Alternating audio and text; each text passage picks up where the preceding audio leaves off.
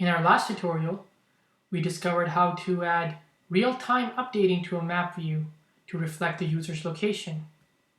In this tutorial, we're going to take it a step further by adding reverse geocoding abilities to our application.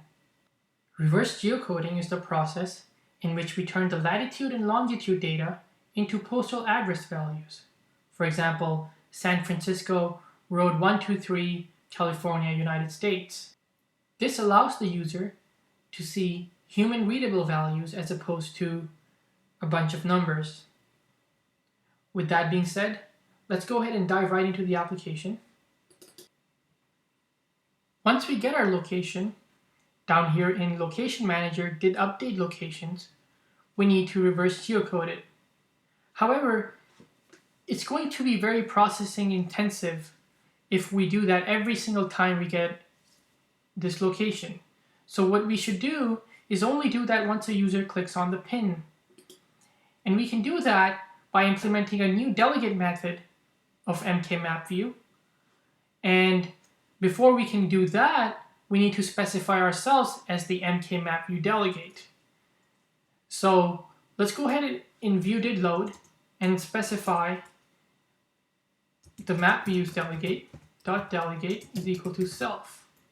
And let's go up in our view controller definition and tell it that we need to be MKMapViewDelegate.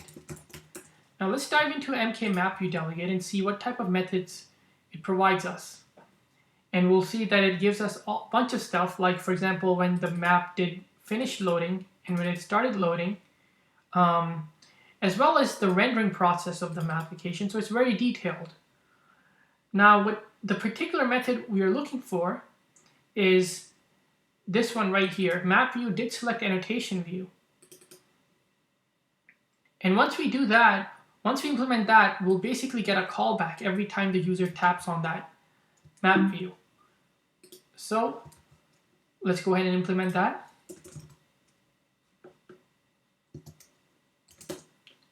And just to be sure that we are correct here, what I like to do is always add print statements just to test things out and see that they are working.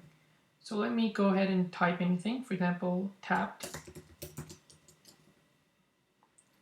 Let's go ahead and run the application and see whether it's working.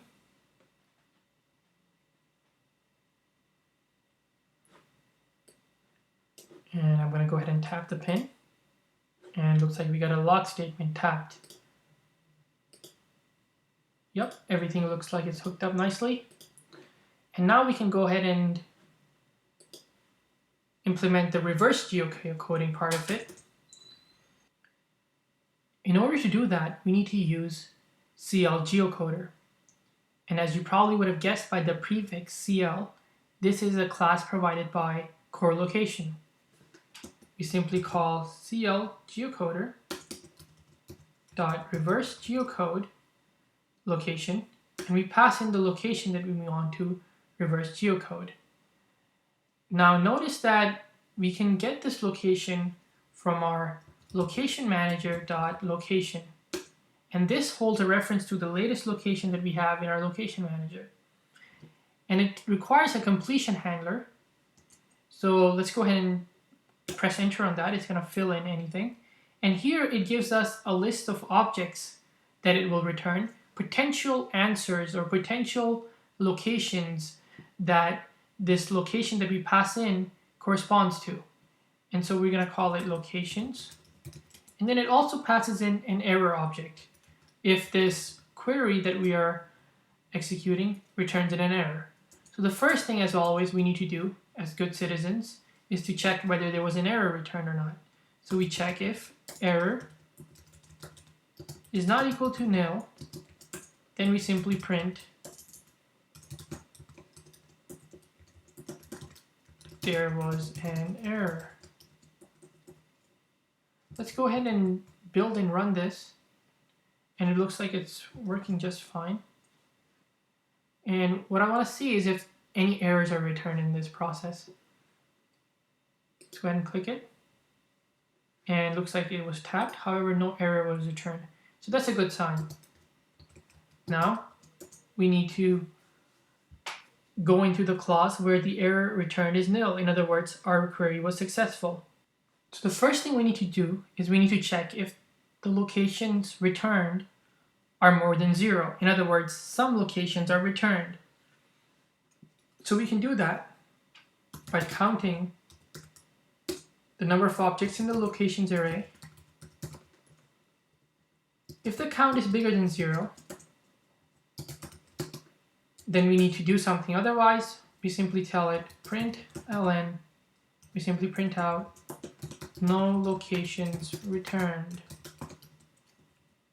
Now, if locations were returned, we need to grab the first one. These locations are of type CL placemark. And so we can do this by simply saying CL placemark is equal to locations, and we grab the first one that we got as CL placemark. Now with that there, we can grab all the information we want from this placemark.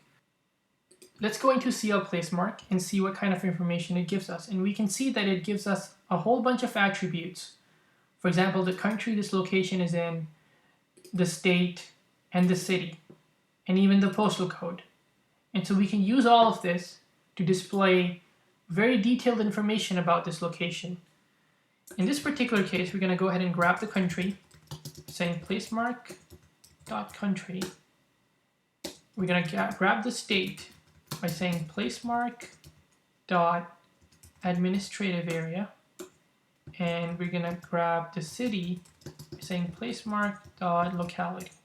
And we're going to print all of this information out. So we're going to say this is, and whoops,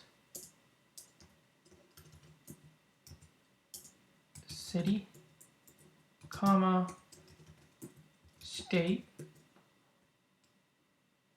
comma, country. Let's go ahead and run that and see where we get.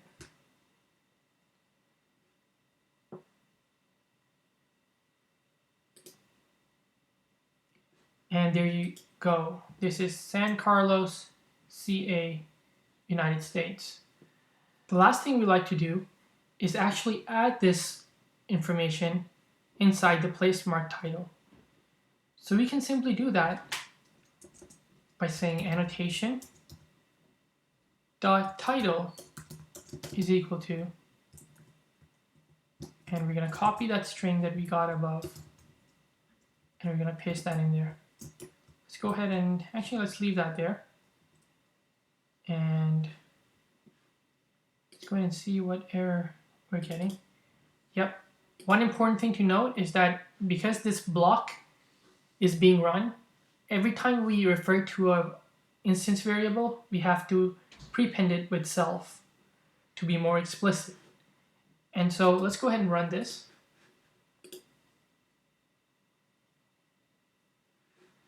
And we should be able to see this location in the title.